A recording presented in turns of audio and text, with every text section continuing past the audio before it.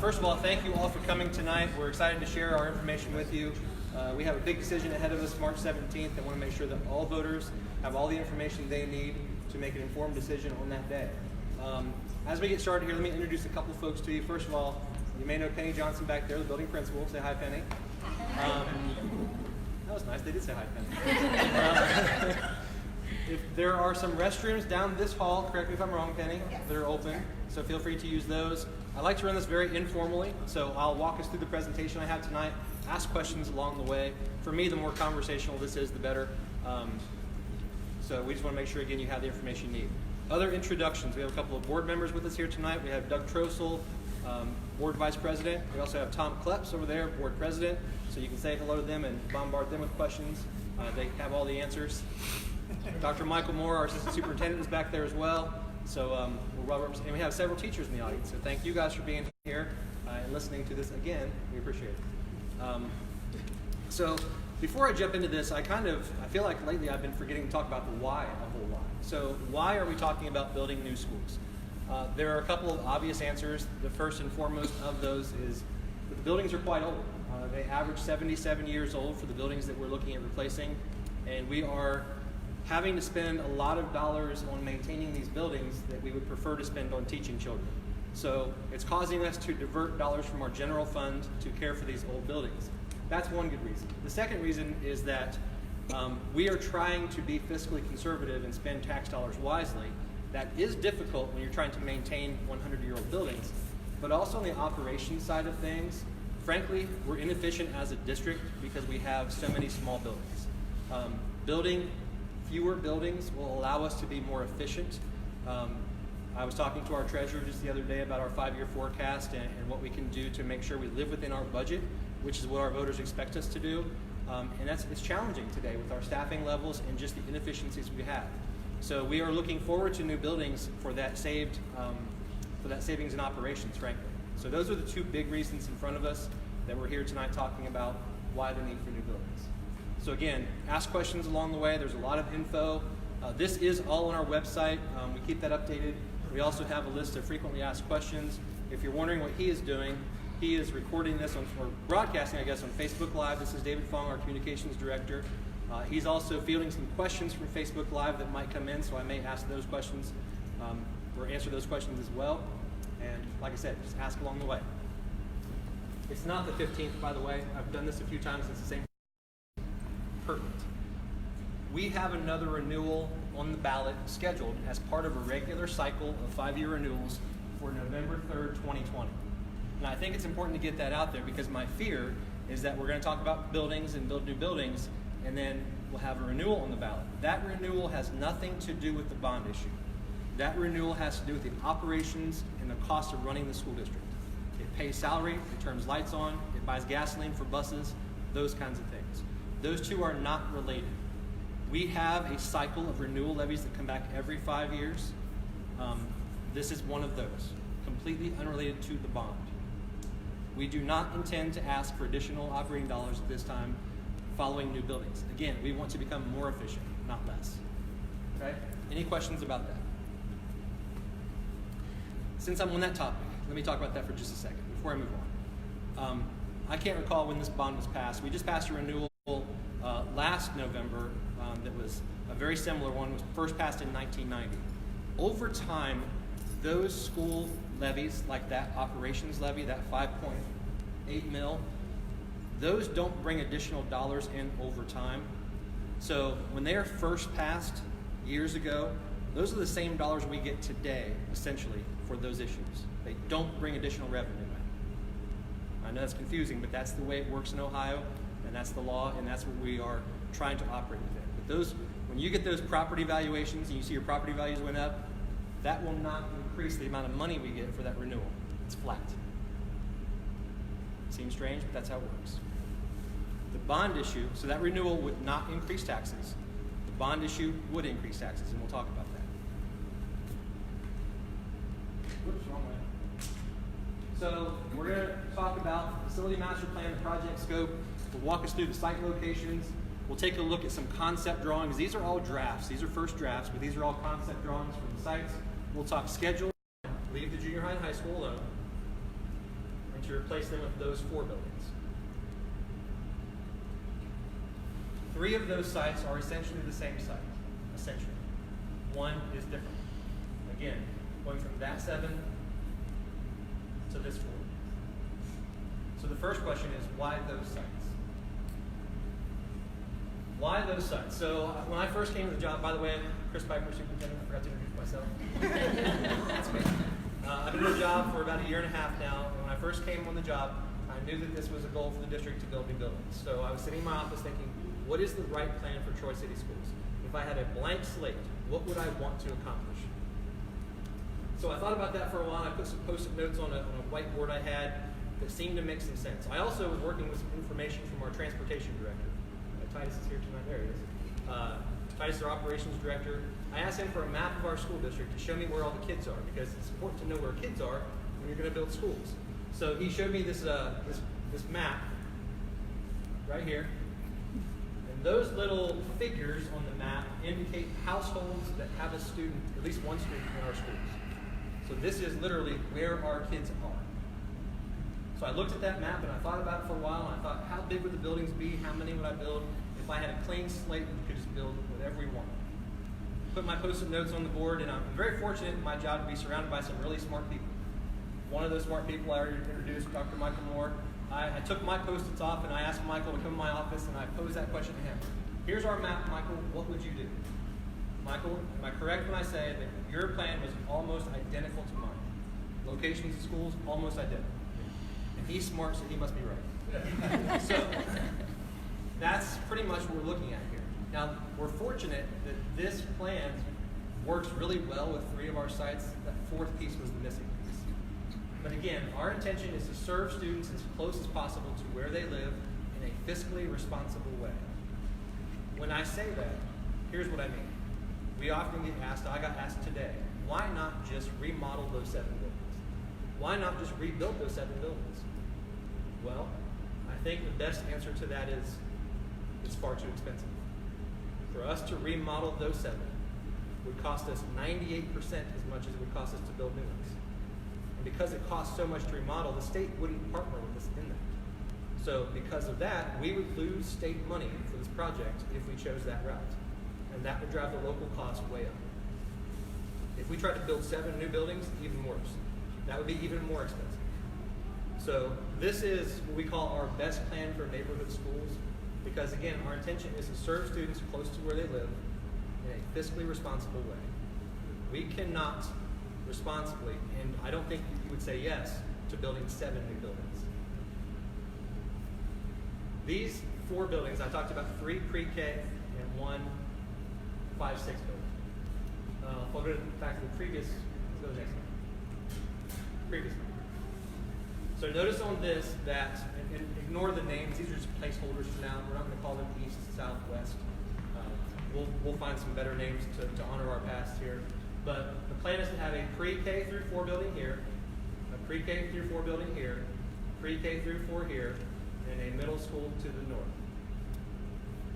So we would bus 5th and 6th graders with junior high and high school students, making transportation pretty efficient in the morning to go to those central sites, pick up students district-wide, take to those central sites, and then as the buses go back out for elementary routes, they would pick up students around those elementary schools and take them to that school. Do you have district lines drawn yet? No, we don't have district lines yet, and I'm so glad you asked, because every time someone asks, I smile real big, and I say, Dr. Moore, a really smart guy, by the way, is going to help with that once we get a yes vote in March. And that process is going to look like, and I mean it, that process is going to look like bringing parents together from our PTOs. We want to have parents have a voice in this process. But no, we have not drawn those lines yet. Kind of intuitively, you can imagine where they might be. I mean, students in this for this school will draw from this area around it. Students here will draw from here. But specific street lines, we're not there yet. Facebook question? Facebook question. Where does the money from the school income tax go? Money from the school income tax goes to our operating expenses. And I have a slide later on where I'll talk more about income tax and what that means and what that looks like, but it's meant for school operations. We do not set money aside, and no schools do, to my knowledge, in a fund to build new buildings someday. Okay? So there's operations dollars. So that's why these sites, to serve students as close as possible to their home. This is where we're sitting now. This is the Hook site. So we're going to take a look at that 5th and 6th grade building. This is the current Hook footprint. That site, you'll notice that the ball field's to the north there. So we've had some talks with the city and the park board about our plan, because our plan relies on their willingness to work with us. And we've been a great partner with the city and continue to be. So for us to build on this site, we need that access to that land. And we also have sites that we may be able to give them down the road in return for this swap. So the city has agreed to that, and although this is the current Hook footprint, here's what it would look like as a draft. But here's what it could look like on that site. How many acres is that? That site is 80 acres total. 8? Yes. It's our tightest site. We were a little bit worried about this one, but we're also working with some great architects, and seeing this site draft lets me know that this can work very well. I'll point out a couple of things. The gold star is approximately where the front door would likely be. Again, it's a draft. We know that ball fields are an issue, and there were some ball fields on this site, so we're going to do everything we can on our sites to help alleviate that pressure on ball fields here in town. We know it's an issue. We know that there's a couple here, so we can add one on that site right there. You'll also notice there's a red dotted dashed line. That's the footprint of the current building. So the new building would be constructed about 20 to 30 feet away. It's going to be a little tight during construction on this site, but it's going to fit quite nicely. Generally speaking, when you look at our sites, we're looking at a 2-story academic wing, classrooms upstairs and down, and then separated with a back space that would consist of gymnasium, cafeteria, library, band room, offices, other classroom spaces like that, but generally separating core academic spaces from other spaces for noise reasons, and also provide some natural light to the classrooms. And that's the general outlook of most buildings. Yeah? So the first go round, there was a whole bunch of kerfuffle about having to have it on a certain amount of acreage, and there was a lot bigger number than 8 Yeah. acres. So how did we get that changed for the state to be able to give us money? It's a guideline. Okay. State guideline is 10 acres for the site, plus an acre for every 100 students. Right. So the state guideline for this site would be 16 acres at least. Right. This one's tight. But being a 5th and 6th grade building, I think fits a little better with that smaller site. Those kids typically don't need as much space around them. So they're willing to still give us money if we don't Yeah. follow that. The state is still a partner. That was hugely pressed last It's a time. guideline, but it's not a strict I requirement. mean, that was It not was how told it was a requirement last time. So that's why There I is wanted, no that's why I was budget. asking. Yeah. Just curious. Chris, do you mind if I double? Sure, go ahead. Mike Richland, the architect, Yeah, yeah, and then yeah. it's a guideline, and another example could be like if you go into the urbans, Yeah. like Dayton Public Schools, you'll notice those schools, we have one just down the street, because it's on like 3 acres. So the guidelines are, if you have a clean sheet of paper, and you can pick whatever you wanted, that's the guideline, and it's Right. not a requirement. Right, but We were now I'm glad informed that last go around, it was a requirement, X amount of acres, no if, ands, or buts. that's why I was curious how we got away with it. This so excellent. Okay. So 8 acres fits nicely. What are we losing by not getting the 16 acres? What are you making smaller or eliminating? One thing that we would, you'll see some on some other sites, the one thing about this site is that we have curb drop off. So on the other sites, you'll see we don't have that. On this one, what we do have, and I think this works nicely. I'm a recovering 5th and 6th grade principal. So those, it's true. Those kids are on curbside pickup and can maintain themselves a little better than kindergartners. They can get out of the car relatively quickly. You can keep the traffic flow flowing. So I'm confident this is going to work just fine on this site. But one of the things we're giving up is on-site drop-off, and you'll see in our other sites how that looks. That adds considerable acres to that. So speaking of that, let me kind of walk through here. So we have a bus loop coming off of Trade Square East. So buses will come down Trade Square East, get onto the site, drop students off in the loop, and then go back out. The goal is to separate traffic patterns. Parent drop-off would occur here along Trade Square West. Nice long curve. and teacher and visitor parking would be separated to the north. So again, separating those traffic patterns. The downside is it's not on-site drop-off, but that's a pretty good trade for this site. I've covered a lot of schools, new schools, and I always heard 20 acres. They had to have 20 acres per school, regardless, green, all. It's not 8 or 9 acres. It's not a requirement. It's a guideline. Mike is our architect, he's correct. Some urbans build in smaller sites than that. Yeah, we were told Yeah, we were I would encourage you, if you wanted independent verifications, you could reach out to the Civil Construction Commission, on the Corpus Aspen, but they'll say the same thing, that it's a guideline, not a requirement. So what we're losing is on-premise drop-off to, street. And we're building up, right, instead of out. All of them are building, they're all 2 stories, you'll see, and some additional green space. But again, if you look at the green space on this, you'll notice that comparative to the houses nearby, it's still considerable green space. Kids are gonna have plenty of room to play there. So this site, again, works fine.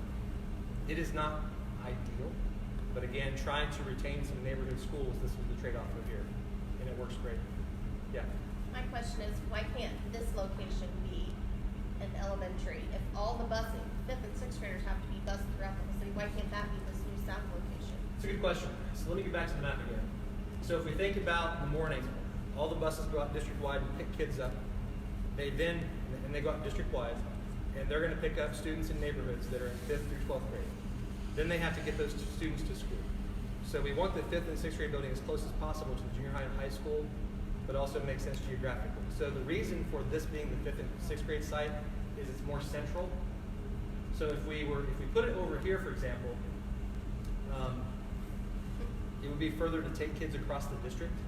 So we wanted as close as possible to the junior high and high schools so that we could drop students off here, because the buses have to either come here first and then go to the junior high and high school site, or they have to go there first, then come here. So there will be 5th graders on the bus with 12th graders? Yes. Currently, 6th graders are, and that's how it was when I was a principal in 5th grade. They were the buses. Never had any issues with it. Don't say we never will, but we always had issues. So that's why that's, because we wanted the distribution to be elementary, elementary, elementary, and just for transportation efficiency. That's why that's there. Other questions about this site, since we're here, literally? Let's zoom back out to the district plan. We're going to switch over to Cookson now and talk about the Cookson site to the east. That is Cookson today. Same thing with a couple of ball fields there, some conversation with the city. Here's kind of what I was talking about, that student parent drop-off. The new plan would get, if you've ever been around Cookson in the morning, the streets aren't as wide. Mystic isn't as wide as these streets out here. So it gets pretty congested there on Mystic Lane with two-way traffic and student drop-off. It's pretty tight. We're lucky there's an officer who sits there every morning to kind of maintain that, but it's a pretty tight road for that drop-off. This is really nice to get parents off of that road to alleviate that traffic congestion on Mystic, so they can swing onto the site, drop off by the front door, and then go back out.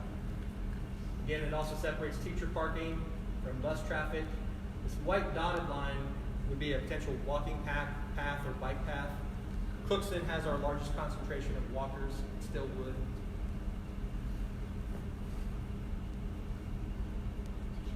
But a very similar layout generally.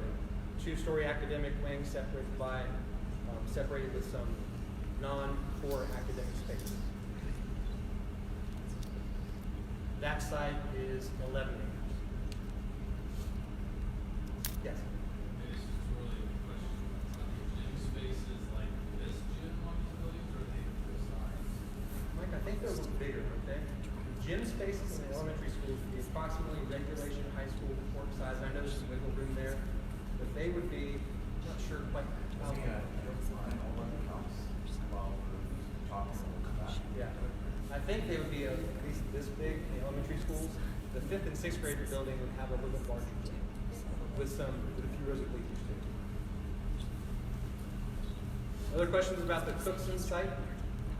So when you said earlier that we would repurpose the schools, you had Cookson on there, so we're actually tearing down the schools that are having new schools built on them. Yeah. I just wanted to make sure. Hook, Cookson, Concord, And then, Van Cleve, and Kyle.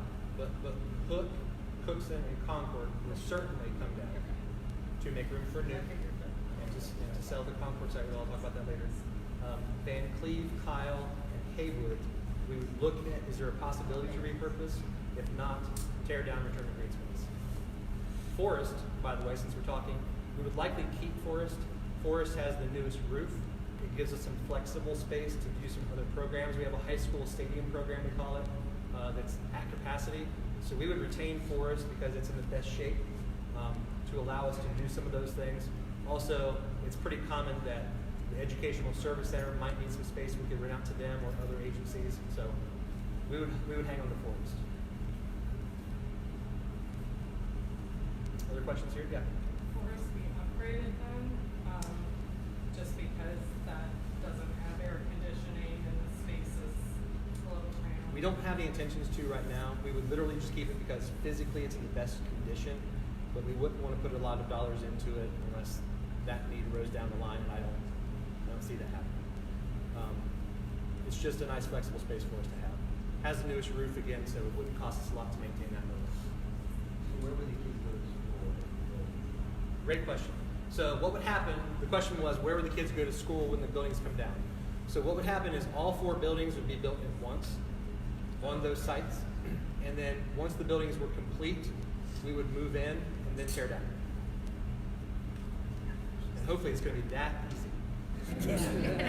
Not like, hopefully. I have the data. You got the data? Yeah, so this gym is approximately 3,400 square feet, and the new gyms we're planning are around 4,000 square feet, so about probably 20% larger than this space. If you didn't hear that, this gym is 3,400 square feet. The new gyms would be at least 4,000 square feet. So larger than the space we're in right now. Facebook question? Facebook question: what would happen to the newer addition library gym at Concord? It would be torn down. Again, I think I said this before. When we enter, maybe I didn't. When we enter into this plan with the state, one of the things they do, did I not mention this? One of the things they do is come back, they do an assessment of our buildings. So they come in with the team and they take a look at our current facilities because you'll see at the end, they have significant dollars invested in this too. They see themselves as a part owner, and they want to make sure districts are spending state money wisely. By the way, state money is your money. They want to make sure we're spending it wisely. So they come in, they do an assessment of the buildings. As a general rule of thumb, if it's going to cost you 70% or more to remodel, they'll tell you to build new. Our percentage is 98% plus. It would cost us 98% at least to remodel versus build new. The state won't partner with us to remodel. So that's, again, why our plan is for new buildings. Would the gym equipment be reused? Gym equipment, it depends on what it is. Wall pads and things like that would be a part of the new building. If we're talking about playground equipment like balls and hoops and those kinds of things, we would take those with us. Basketball hoops, we would replace those. So it's hard to say which equipment we're talking about. Another question? I have a Facebook question. Yep. How many classrooms per grade will be in each building, and will all the buildings be relatively the same? So I can't recall exactly how many classroom spaces we have in each building. One of the things we did early in the process was get together with our curriculum directors, principals, architect, myself, several central office folks, and we walked through what's called the program of requirements. And that's where we looked at how many students we were projecting having, and how many classroom spaces we would have, what size gym would we have, what's the library square footage, those kinds of things. But I can't recall how many classrooms. Is it about 5 per grade level or 6? Do you remember, Mike? Well, we showed 2 pre-K classrooms, 2 K classrooms, 18 elementary classrooms, and 1 science lab. So that's 18, 19, 20, 21, 22, 23. Okay. And pre-K groups. Okay. And by the way, these buildings are pre-K through 4s. Okay. And if I could add an addendum to my gym question, the 4,000 square foot gyms are the 3 pre-K to 4s, but the 5-6 building will have a 7,000 square foot gym. So one of the gyms will be a have 2 times the size. I was speaking to someone today who helps run youth basketball. We were talking about gym space, and we're going to keep the same number of gyms, but increase the sizes of gyms, which for them will be a benefit. Because currently you can't run cross court in these gyms, but you will be able to in the new ones probably. Question over there? Yeah. Yes, we really appreciate the staff in Troy. Is anybody going to get cut because of this? We're going to be able to reduce. The question was, is anybody going to get cut because of the new buildings? So we agree. We love our staff. We have great teachers. Yes. And going back to the question about where would lines be drawn, folks, it won't matter. There's great teachers in all of our buildings that care about kids. So we're very fortunate to have a great staff here. We will be able to eliminate a few positions district-wide because, again, we're going to be more efficient, but we're not going to lose many teaching positions. We still have about the same number of kids, and we're going to have about the same number of teachers. But a few positions here and there, yes. Other positions that are support positions will probably have more savings. Food service is one where we're inefficient right now with food service. Our small buildings, you have to have at least 2 people in the kitchen to run a lunch service, but some of the sizes are small. So we'll be able to cut a few positions in food service, possibly in other support positions like aides. The teaching mostly won't really be impacted much. And what we're not going to do is riff people. We're not going to get there and say, okay, 10 of you have to go. We can get there through attrition. So when people, generally speaking, in a summer, we probably lose, Mark, 12 to 20 staff members that we replace. So instead of replacing them, we just wouldn't. But we'll have, again, long-term goal is operational cost of the district. And 80% of cost is staffing. There's a question back there? Where's the pre-K currently housed? Currently, our preschool students go to, there's one building next to Van Cleve, so that's where they all go. So we often hear about busing kids across the district. And since we're on that topic, let me tell you this. Currently today, we are busing our youngest students to one site that's near Van Cleve. No matter where they live, that's where they go. We're also busing our students with multiple disabilities to one site. That's Cookson, because they have the spaces there for them. Our plan, again, is to educate kids as close as possible as where they live. That includes our preschool, our youngest kids, and our highest needs kids, which are our multiple disabilities kids, in their neighborhood school. We have another preschool question. Yeah. Will it be available to all? Will it be public and available to all students in the district? So the quick answer is no, because state funding works entirely different for preschool. The state does not fund universal preschool. The state funds preschool for students who are behind and who need it to get prepared to enter kindergarten. And then they also fund the same number of what they call typical students, which typically is about half of your student population. That's how state funding works. I would love to pick up preschool and make it universal, but that is a significant additional cost to the district. So if we can save those operational dollars, maybe someday we'll get there. Maybe state funding will change, but currently they fund about half of the population. Another question? Why not build 3-story buildings and use less space? There's a cost-benefit analysis, and I'm not sure the savings is that great, is it? It's a trade-off. So some of the challenges when you go to 3-story buildings are, in a 3-story building, your stair shafts, instead of being open, have to be rated. So now you're putting enclosures around your stair shafts and adding some money there.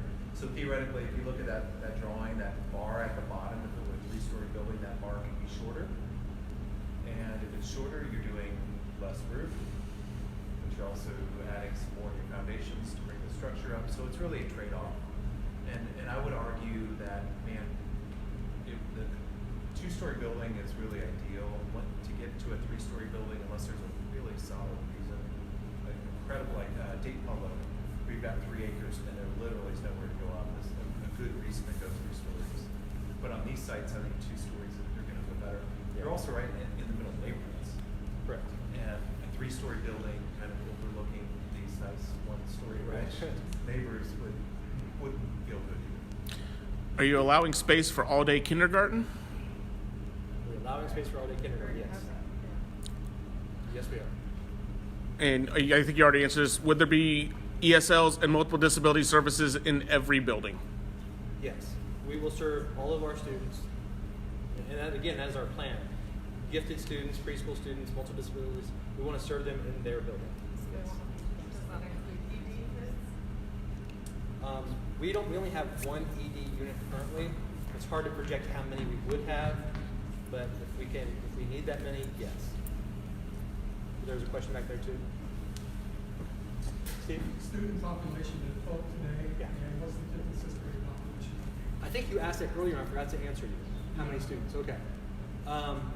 So the 3 elementary schools would be about the same number of students. Oh, someone else asked that. Same number of students per building, about 575 students in the elementary schools, which is pre-K through 4. The 5th and 6th grade building would house about 650. So those are bigger than they are currently. Did you also ask what's booked today? What is Polk's population today? 260? 250? We've had a few more student, 270 something. 270 something? Yeah. Currently. 272. 242 folks. Yes. Concord today, for reference, Concord Elementary today is about 670 students. Now Concord is a little spread out, but for reference, that's about how big Concord is today. When we go from 7 buildings to 4, logically, they have to house more students, which is where the efficiencies come from. But they have state highways. We're talking about neighborhood streets. Who does? Are you saying Cookson or Concord. Okay, they have state highway, they have larger streets. We're talking about this neighborhood. Smaller streets, we're gonna increase it from 270. Well, that's the nice thing about Trade Square East and Trade Square West. They're very wide. They're built to manage semis. So school buses will have no issue at all. Other questions about Cookson? So again, zooming back out, we're going to talk about Concord real quick. Concord is the West Elementary School.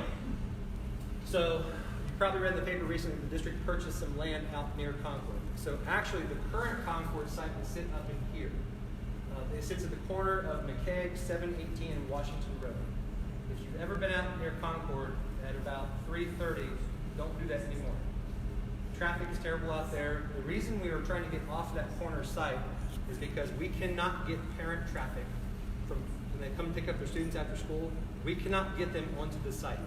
So they back up onto 718 and McKay. The city engineers have been out to the site a dozen times. We have made some improvements to help that, but we still can't get them off of that road.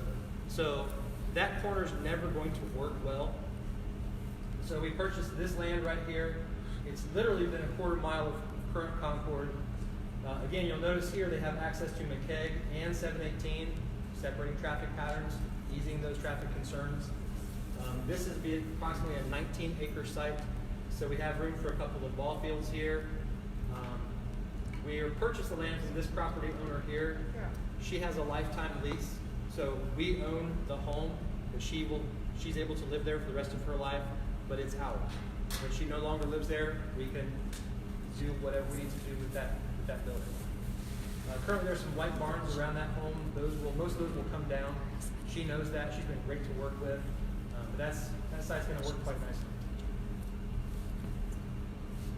I'm sure this question's been asked a lot.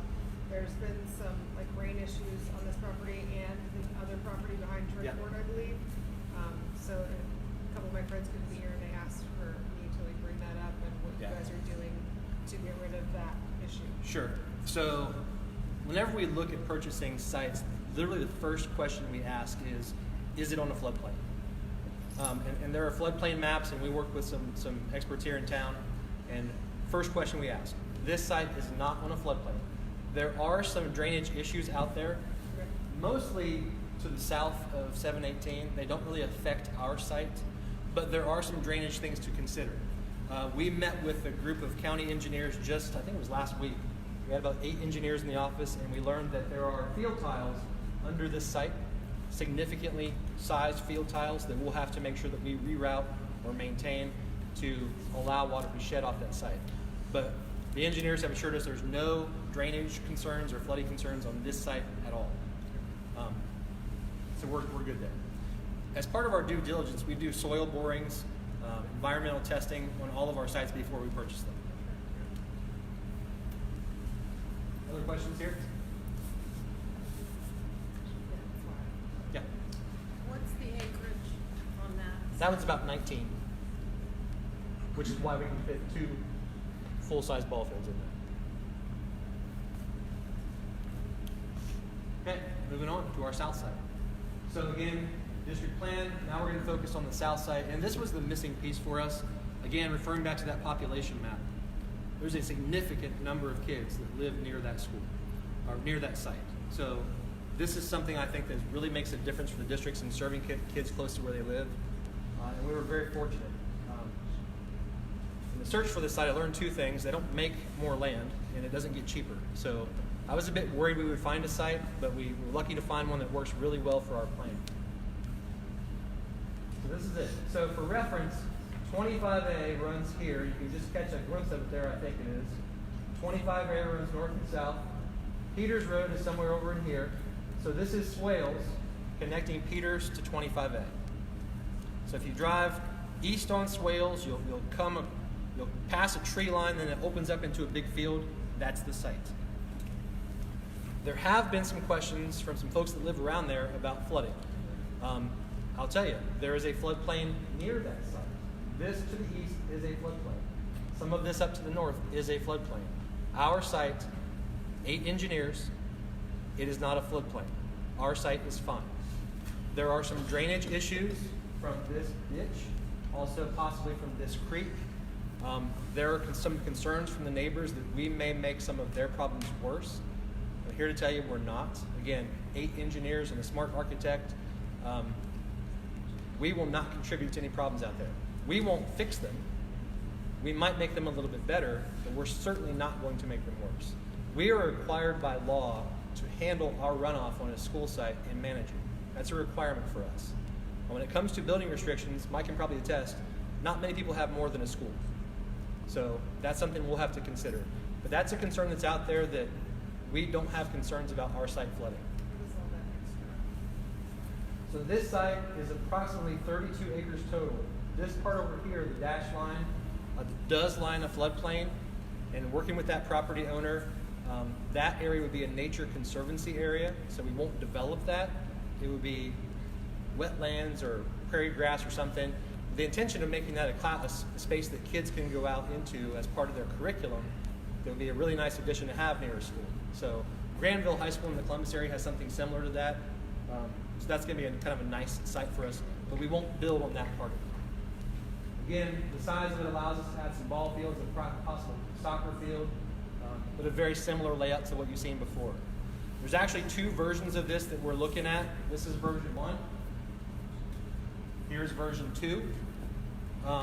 One of the other things on this site that's pretty common, there's a gas line that runs approximately here.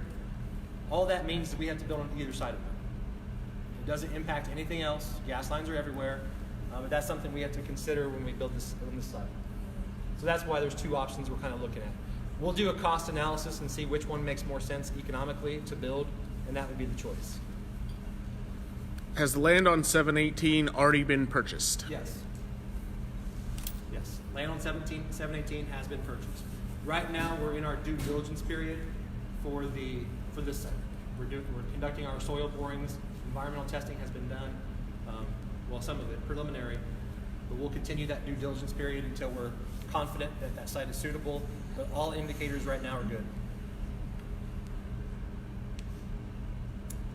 Other questions about this one?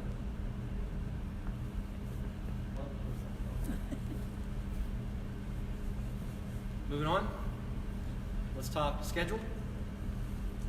So, tentative schedule. March 17th is the vote. If it's a yes, March 17th, we will then spend about a year in the design phase. So during that time, we would start putting blueprints down. We would start talking about classroom spaces. How are they designed? What do the site plans look like? During that process, we will work with staff members, teachers, to take a look at those classroom spaces. We'll get a committee of people together to review those. We'll also work with people who live near those sites. There was a gentleman near the Cookson site who has a pool. He wanted to know what those green circles were. They're trees. But he doesn't want pine trees because of his pool. We're happy to accommodate those kinds of things. Someone else had a question about how close the lane is to his home. We can look at those things and shift it. We want to make sure that we're good partners. Not sure what's happening here.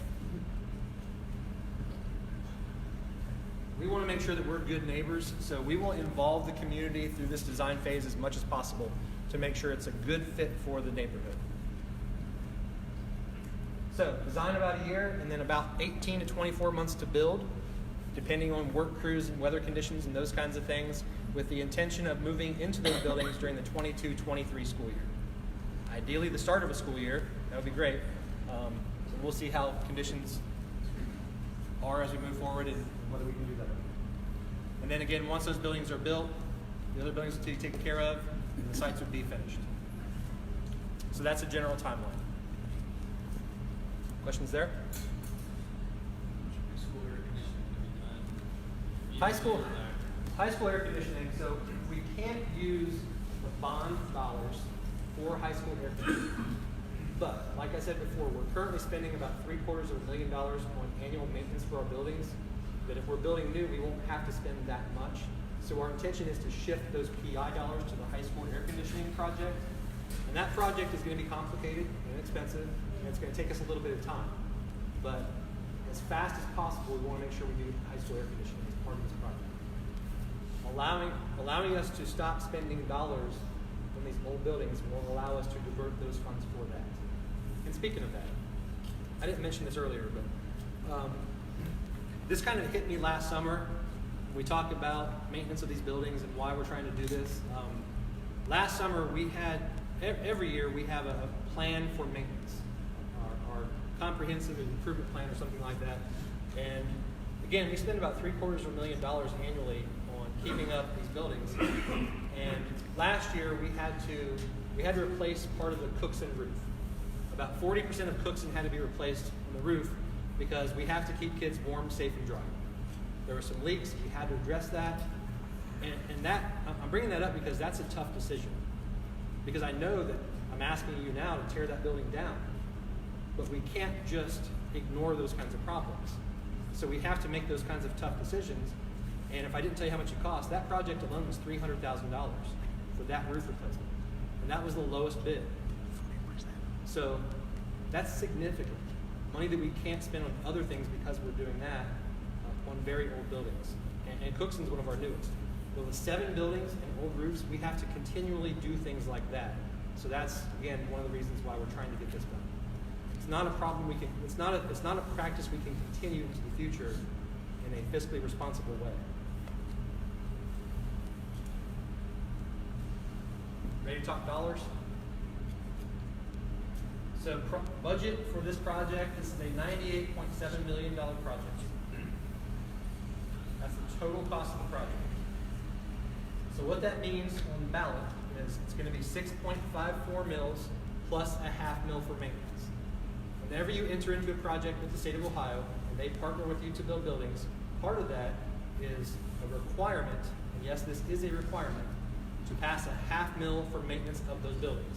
And their thinking is, if we're a partner and we're a co-owner of this building, you better have a plan to maintain them so we don't have to come back in 30 years and build a new one.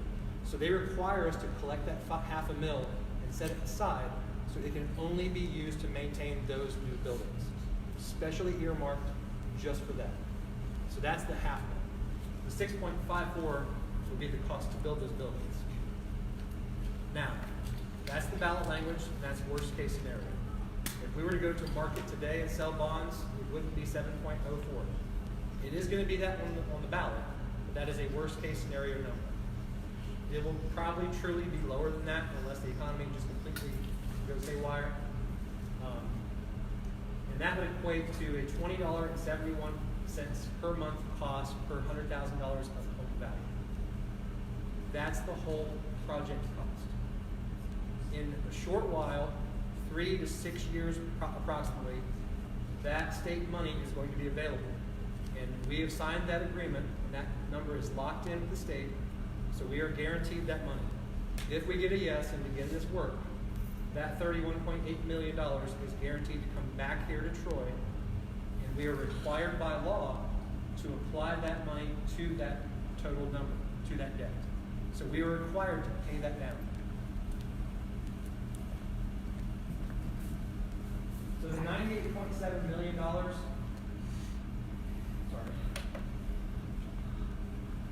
is the total project cost. When the state money comes available, that project cost, that money goes towards the $98.7 million, and the local cost goes down to 66.9. So that 7.04 worst case scenario won't be there very long. It's going to fall back down. I can't tell you today exactly where it's going to fall. That thing keeps flickering. For how many years will the bond issue be? 37 initially. 37 years, you said? Yeah, initially 37 years. So when that 38.1 million comes back, 31.8, sorry. When that money comes back from the state, the board will have to look at the current market conditions and figure out what to do with that money. Is it lower the millage? Is it reduce the term? It's probably a combination of those two things. But they will have to look at that money and how to best apply it to that debt, because our goal is to keep the cost as low as possible to the voter. But I just can't tell you today exactly what that means. It's kind of like if you were going to refinance your house 5 years from now, what's your payment, what's your rate? You can't know. Well, wait, throw it back up. That 31.8 million is going to a general fund and then be distributed out of that? I don't Is know that that it right? goes in. I don't know that it goes into a general fund. It has to be earmarked specifically for that debt. Okay, very good. We can't use it to pay salaries Okay. Well, or anything else. or anything else. That building, period. Building period for the debt. Yep. Thank you. Yeah. And that's a significant thing to remember. So that initial cost won't be there long. So what's that mean for the taxpayer? Our taxes are already too high. I had a great conversation with a retired teacher last summer. She really got me thinking. She didn't teach here in Troy, but she lived here in Troy, and she had heard me talk about this project, and she wanted to email me, and had a few questions for me, but in her first email, she told me that she's sorry she just couldn't support this. She's on a fixed income. She can't do it. So she really got me thinking. So we exchanged emails a couple times back and forth, and what she really got me wondering was, what truly is the tax burden here in Troy? I'm a new superintendent here. I've learned a lot of things about the district, but I couldn't answer at that point what really the tax burden was. So I started doing some research. I looked at the school districts that people compare to us typically. So school districts in our county, school districts in our athletic league, and some of the school districts that were in our previous athletic league that are pretty similar in size and demographic to us. And I listed those districts, and then I looked up what the current property tax for all those districts is to figure out where Troy falls in that spectrum. So those are the districts. Those are their current property tax millage. That's every mill of property tax those districts collect for their school districts. And you can see they vary wildly. But that's there because of our voting. Because of what? Because we vote that way. Yes, yes. You guys vote those millage, that millage into place, so yes. That's because of past elections. And the same thing in all those different districts. So when it comes to property tax, Troy's place in that list is third from the bottom. Okay, the third lowest property tax on that list. That's today, right? Yeah. Yeah. But, and she pointed this out, we also have an income tax here in Troy. She's correct. We do have an income tax. We have an earned income tax. Some districts don't have that. We do. So what does that mean? Some districts have an earned income tax like we do. And what that means is retirement income is not taxed. So this teacher I was talking with, she's retired. She doesn't pay our income tax. She only pays the property tax. But we do have one, and we collect money for that. So we have to consider that. Some districts have an income tax on all income, even retirement. Other districts don't have an income tax at all. So I wanted to really compare district to district. So I took the income tax dollars we received, and I said, if Troy collected this much money, how many property tax mills would it have taken to get that money? I converted that to the property tax millage, and I combined it with that previous number to get a total combined effective tax millage. I had no idea where Troy would fall on that list, but there's where it falls. That's ranked high to low. Troy's still third from the bottom. So, is everyone taxed too high? Maybe. But comparatively, Troy's tax is very low, third from the bottom on that list. West Carrollton, by the way, they passed a new issue, so they're now number one. Our goal is not to be number one on that list. In many lists, yes, but not that one. I have a question.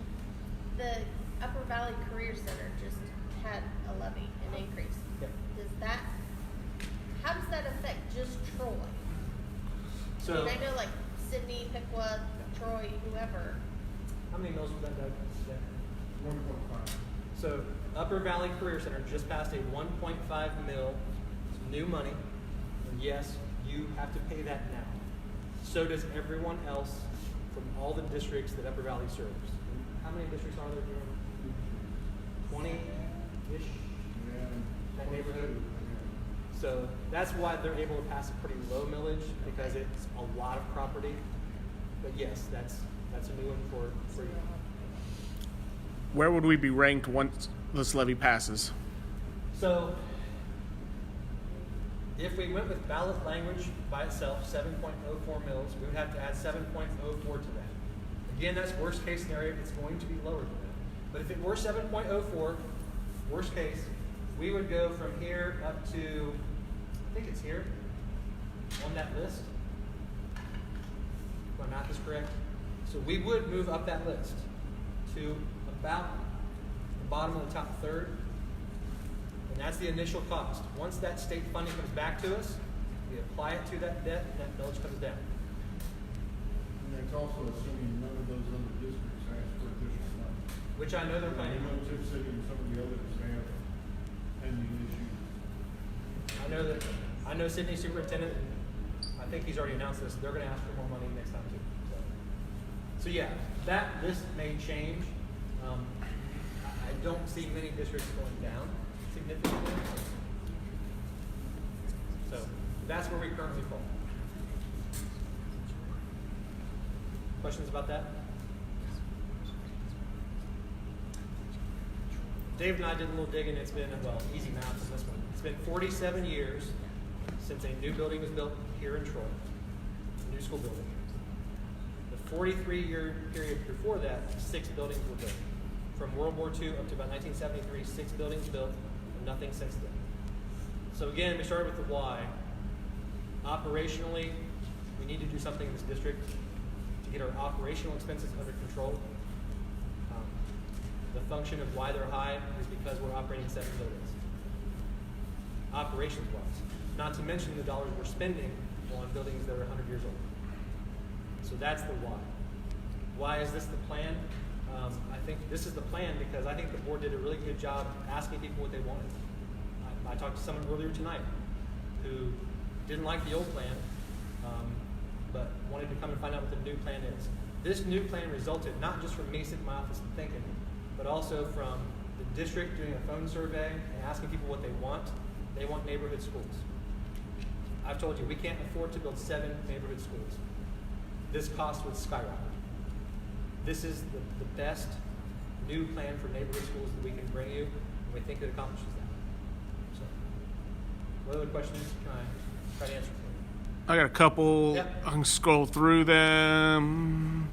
You already discussed this, but for people who missed it, has there been any info on redistricting? If you could address that again. Someone missed that earlier in the conversation. Once we get an affirmative vote, then we would look at drawing those lines. To do that now is just getting ahead of ourselves.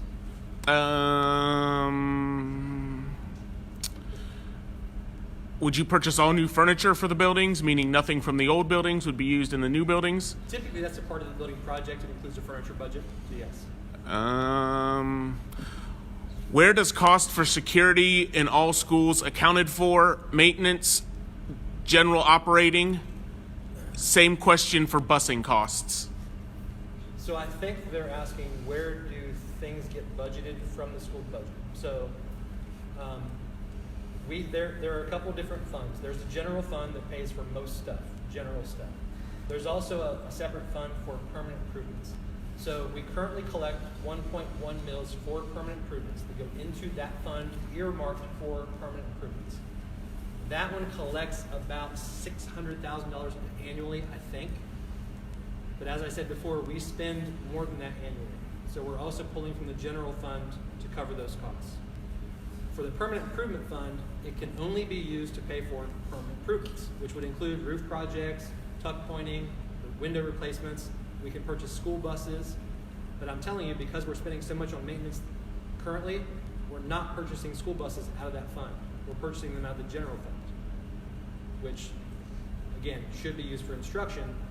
The goal for the permanent improvement fund is to pay for those kinds of things. But we have too many other expenses with our buildings, so we can't.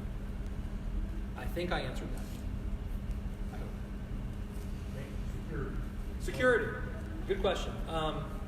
So in terms of paying for security, we are so fortunate to live here. We have such a great partnership with the city. We pay very little for security. We give the city $10,000 a year. We get 3 resource officers. That's a huge bonus from the city, and I love their commitment to that. It's amazing. We're lucky to live here. So we get 3 resource officers paid for mostly by the city. And they've committed to that, and it's fantastic. But we also spend dollars on safety measures in our buildings. So we have spent money over the past several years to increase security to our buildings. All of our buildings, like this one, have a buzzer system on the front, so all doors are locked electronically. All of our school building exterior doors are locked throughout the school day. No one can access unless they get buzzed in by the secretary. So there are many safety features like that. Our schools are safe. New buildings would be designed with modern safety concerns in mind. So this building is a great example. Once you're buzzed in that door, you're in the building. If this building was a new building, you would have a forced entry into an office. So if you compare this entrance to our high school, for example, the high school, you hit the buzzer, you're in the first set of doors, but you're forced into the office as an extra security measure. That doesn't happen here because it can't. Once you're buzzed in, you're in the school. Other buildings, like Haywood, for example, the entrance is further removed from the office. We're lucky to live in a great community where that hasn't been an issue, but new schools are safer. Not just in terms of physical security, but also just about on the health side of things. It's not just about air conditioning. It's not about just cool air. It's about moving air. So our current buildings, they don't move air. They were built in a time where you had the windows open, the doors open, and just air movement circulated. With modern safety concerns, we can't operate like that today. So we have to close our doors, and the air sits here. So it's not just about air conditioning, it's about air quality. Again, our schools are safe, but they could be healthier places. Yeah. I have a question for the architect. Now you have, unfortunately in our society, you have school shootings. What is ideas to put on the doors?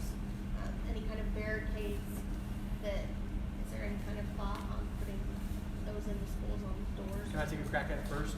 Yep. Because I have some more thoughts. Yeah. One of the big things is locking mechanisms for doors. I've seen some locking mechanisms. One of the fears that teachers have, and you guys can attest to this, is knowing if your door is locked. It's common practice in many of our buildings for teachers to lock their doors regularly, but if something happens, you're never quite, you get up at night and think, can I lock the front door? So, simple thing. I've seen door locking mechanisms that you can see from across the room, my door's locked. It's a simple thing, but it's a great relief to have that. We have some doors that are just difficult to lock for different kinds of reasons, so there's that. Other safety features, there's a lot of things you can do. There's costs associated with them. Some schools build curved hallways where you can't fire straight. But better safety glass, better door construction. Mike, you want to add to that list now? Yes. We could probably go on for another 30 minutes on this. So the design team would have a security expert on the team.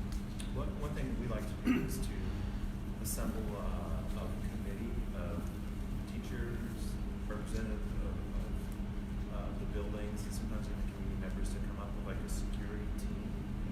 Because a lot of this is community driven and value driven, and how far you go on implementing security. It needs to be, like for example, it's really nice to have windows in your classroom, even to the hallway.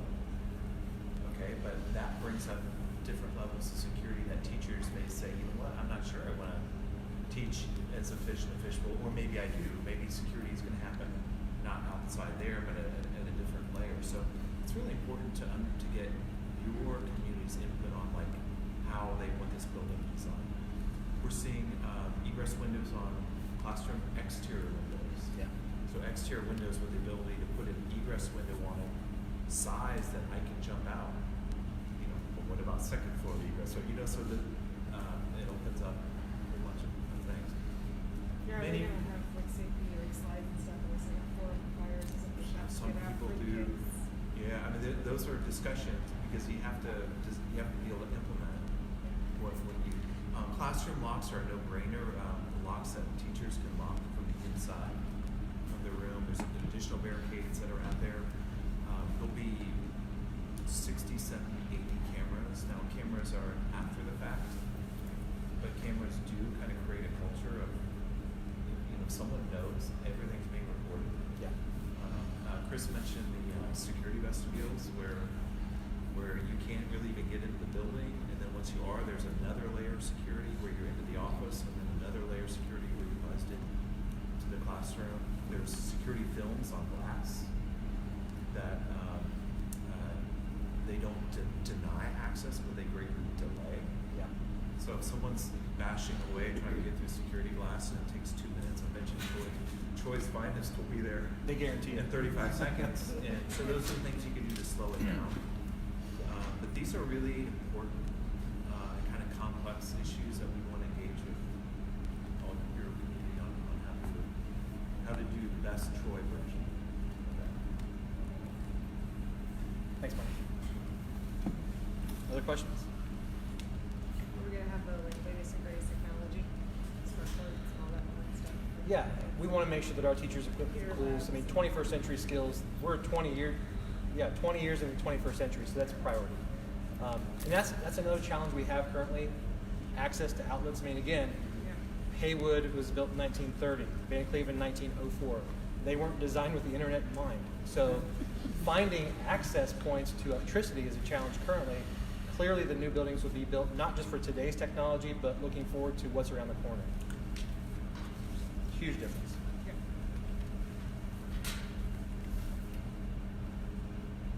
What else? I say this all the time, and I don't regret it yet. My phone does not ring often enough, so if you have additional questions, if you're driving home or something hits you tomorrow, do not hesitate to ask. Give us a call, shoot us an email. We literally have a director of communications. His job is to help answer questions, so if something comes up, please ask. We have more meetings. I have another coffee chat. February 6th. February 6th. Chick-fil-A. Chick-fil-A. In the evening. Wow. Or maybe in the afternoon. I'd have to go back and check. Okay. Also, I'll do another community forum like this one next month at Haywood, and the following month at Kyle. So we're just trying to make sure people get out there. What you can do is help share this information. We want to make sure people have the facts. There's a big decision to make in March. And we want voters to be informed. So that's why we're having all these meetings to get the word out there. If you could help share that and encourage people to come with questions, we would love the chance to answer them. For the people on Facebook Live who can't actually see because of the glare, see the screen, this entire presentation is on the school's website, www.troy.k12.oh.us or troycityschools.org. There's a link on all of our Facebook page, on our Twitter, where you can find links to it. Not only is this presentation there, several previous community meeting videos are there, and some other information as well. When you said glare, I didn't think you were going to say screen. Thank you. I like my job too much. Again, thank you all for coming. Thank you for the teachers and the board office staff, and especially all you parents and voters for being here tonight. We appreciate you being here. Grab a cookie on the way out. I know that Penny would appreciate that. Penny, thanks for hosting. Drive safe, and thank you very much. Yes, question? When are like signs available to put in your yard? Very soon. We don't want to get them out too early. We have some. We're working on getting the rest in, but I love the question. Give us a call. We'll get you one.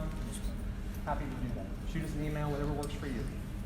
They should be ready. We want them early February. We have a guy in charge of recruiting. He's happy to take your info. We'll make sure you get one.